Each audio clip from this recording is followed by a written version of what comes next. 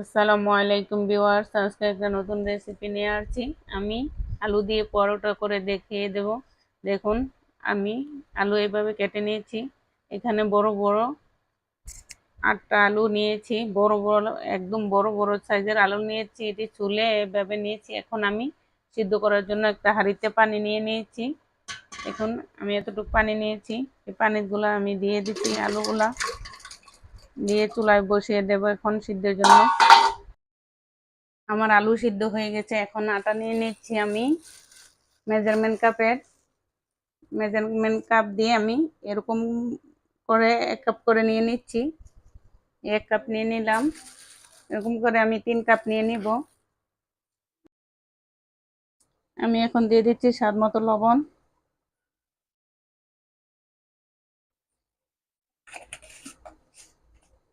আমি লবণটি আটার সাথে মিশিয়ে নিচ্ছি ভালো করে।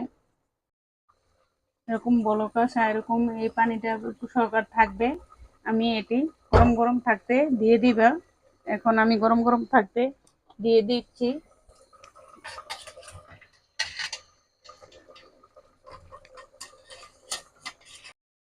দিয়ে এইভাবে আমি একটা গ্লাস বা এরকম স্টিলের দিয়ে মেখে নেব।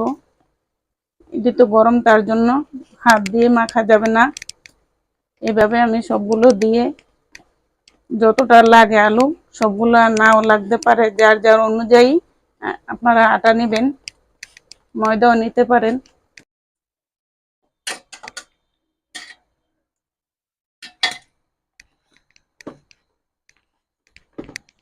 গরম গরম এইভাবে মিশাতে হবে।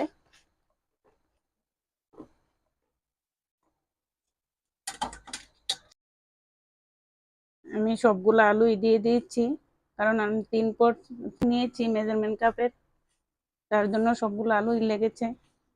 এখন গরম, তার জন্য হাত দেওয়া যাবে না। আমি একটা কাঠির দ্বারাতে ভালো করে মিশিয়ে নিচ্ছি। আমি পানি দিই না 1 ফোঁটাও, এটি দিয়েই হবে।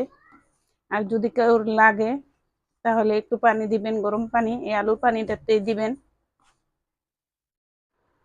দেখুন কিরকম হয়েছে, একটু নরম নরম ভাব হয়, কারণ আলুটা দেওয়াতে কাইটা অনেক বেশি হয়ে গেছে, কারণ অনেকগুলো আলু। এখন আমি একটা একটা ডো করে নিয়ে আমি বানিয়ে নিচ্ছি।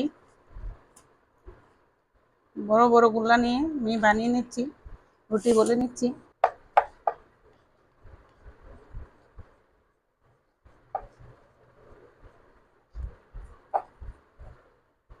আমি সবগুলো এভাবে বানিয়ে নিয়েছি। এখন আমি রুটি বলে নেব। দেখুন, এরকম দল রাখা হবে, এরকম করে দল রেখে বানাতে হবে। আমি এক এক করে আমি সবগুলা বানিয়ে নেব। আমি সবগুলা বানিয়ে নিয়েছি। এখন চুলায় চলে যাচ্ছি বাজার জন্য। আমি তেলের একটা তাওয়া বসিয়ে নিয়েছি। এটার মধ্যে আমি এখন রুটিগুলা দিয়ে দিব। একটু তেল দিয়ে দিচ্ছি আগে। পরিমাণ মতন তেল দিবেন, বেশি দিতে হবে না, এতটুকু দিয়েই করে নেব। সাবধানে দিতে হবে।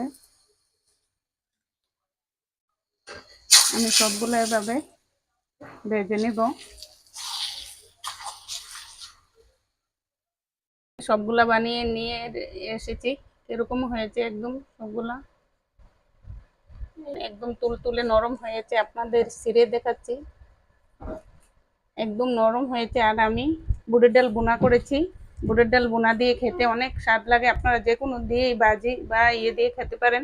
আর আমি যেভাবে রেসিপিটা দেখিয়েছি এভাবে তৈরি করতে চেষ্টা করবেন। আর আমার নতুন নতুন ভিডিও পেতে আমার চ্যানেলটাকে সাবস্ক্রাইব করে নেবেন। ভালো থাকবেন। আল্লাহ হাফেজ।